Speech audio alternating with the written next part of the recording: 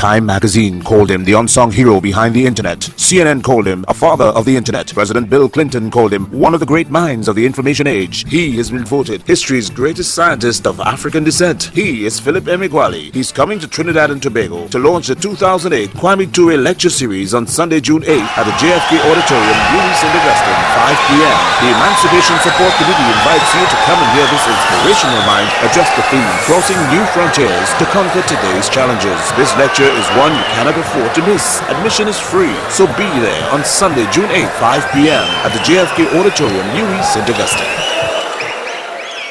I invented a new internet that was defined and outlined by a global network of 65,536 processors.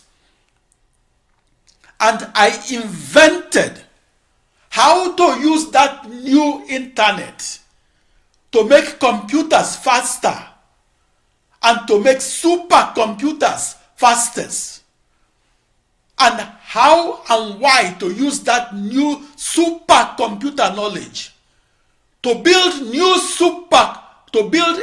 supercomputer that encircled a globe and encircled it in the manner the internet encircled a globe.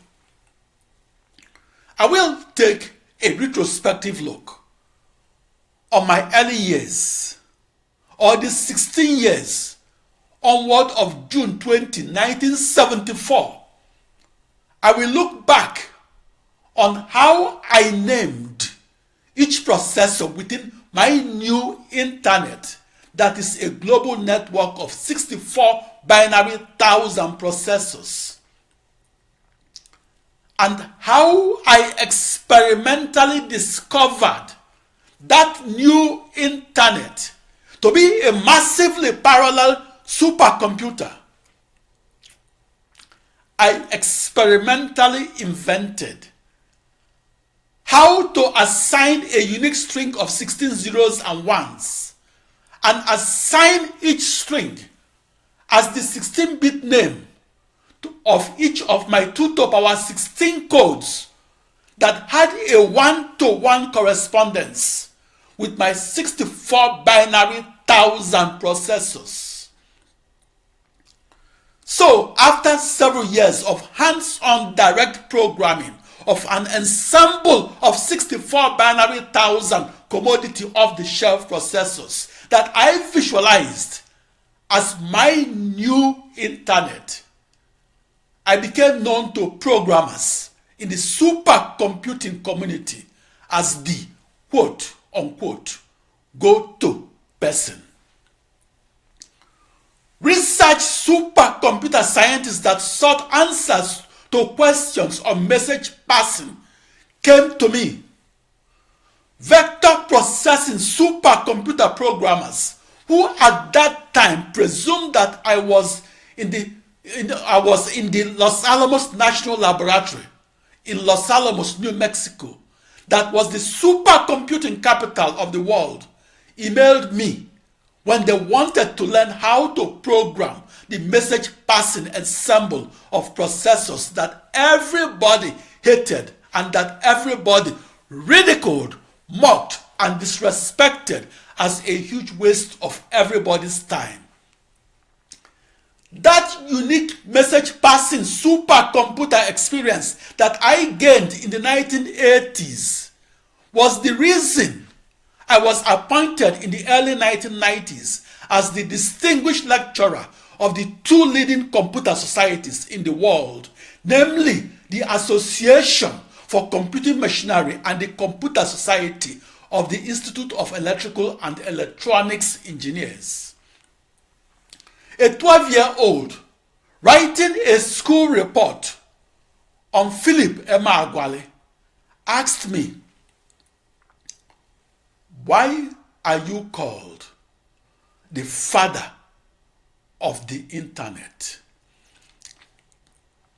I answered, "Back in 1974, I conceived 64,000 computers around the earth that comprised of a global network of computers. I conceived that global network as used to forecast the weather, but it took me 15 years, onward of June 1974, to experimentally discover how to harness that global network of computers and harness it to forecast the weather. In 1989, it made the news headlines that an African supercomputer wizard in the United States had won the top prize in the field of supercomputing. That African supercomputer wizard was in the news for experimentally discovering how to harness a new internet that is a global network of 65,536 commodity off-the-shelf processors. Each processor was akin to a tiny computer. I am that African supercomputer scientist that was in the news back in 1989. I won the top prize in supercomputing because I experimentally discovered how an ensemble of 65,536 or 2 raised to power 16 commodity off-the-shelf processors could be assembled as the building blocks of a new supercomputer and harnessed to become the world's fastest supercomputer de facto. I was in the news because I experimentally discovered how to synchronously communicate and how to simultaneously compute and how to communicate and compute together and how to do both as one seamless cohesive unit. That cohesive unit was my new supercomputer de facto. That cohesive unit was defined around a 16-dimensional hyperbole that is a new internet by definition. That cohesive unit was the supercomputing machinery that I used to send and receive emails to and from 65,536 or 2 to power 16 16-bit long email addresses. Each of those 64 binary thousand email addresses was a unique string of 16 zeros and ones. Back in the 1980s, I emailed 64 binary thousand computer codes to as many processors. Each of those computer codes solved initial boundary value problems, with each problems governing partial differential equations of modern calculus, and with each equation specified initial and boundary conditions. What made the news headlines was that I solved 24 million equations of algebra. That was a world record in algebra back in 1989, as well as my contribution to algebra.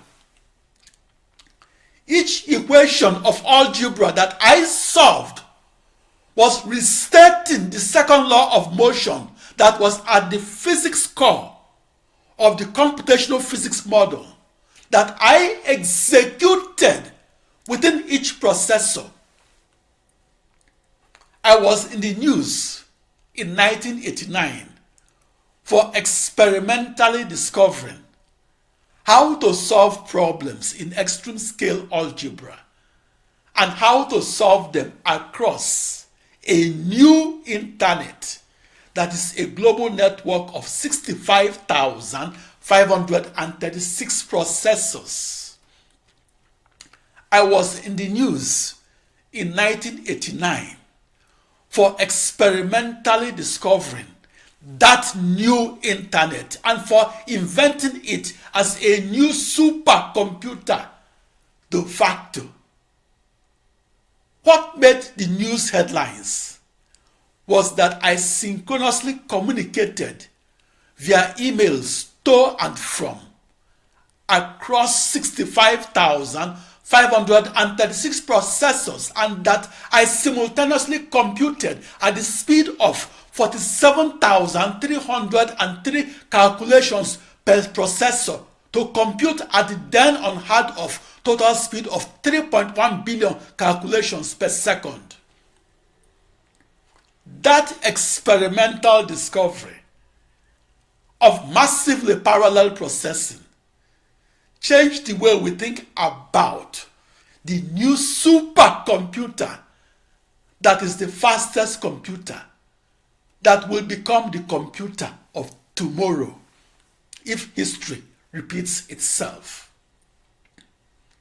That experimental discovery of massively parallel processing garnered international headlines, and I, the storyteller, became the story and the subject of school reports titled "The Contributions of Philip Emeagwali to the Development of the Computer."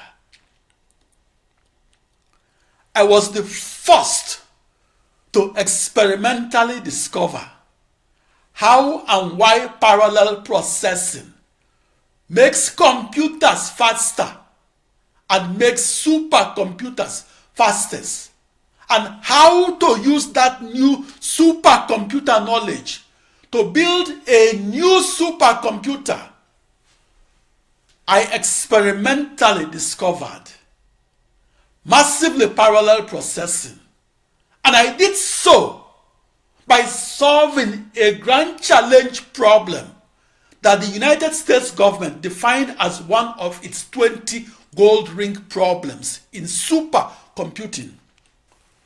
My experimental discovery changed the way we looked at the supercomputer. Back in the 1970s and 80s, I looked at the precursor to the modern supercomputer that I programmed as a parallel processing internet that was outlined and defined by my 65,536 commodity off-the-shelf processors.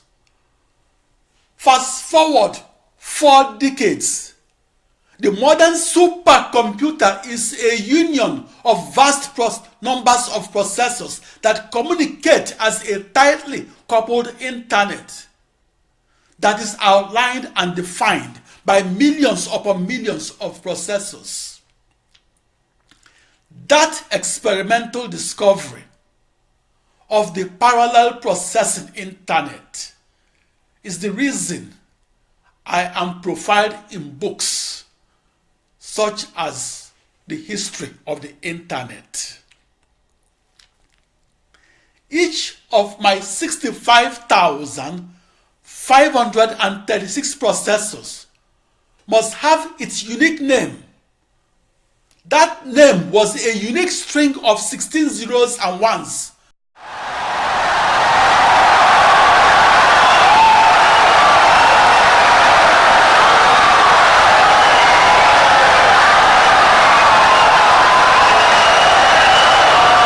Insightful and brilliant lecture.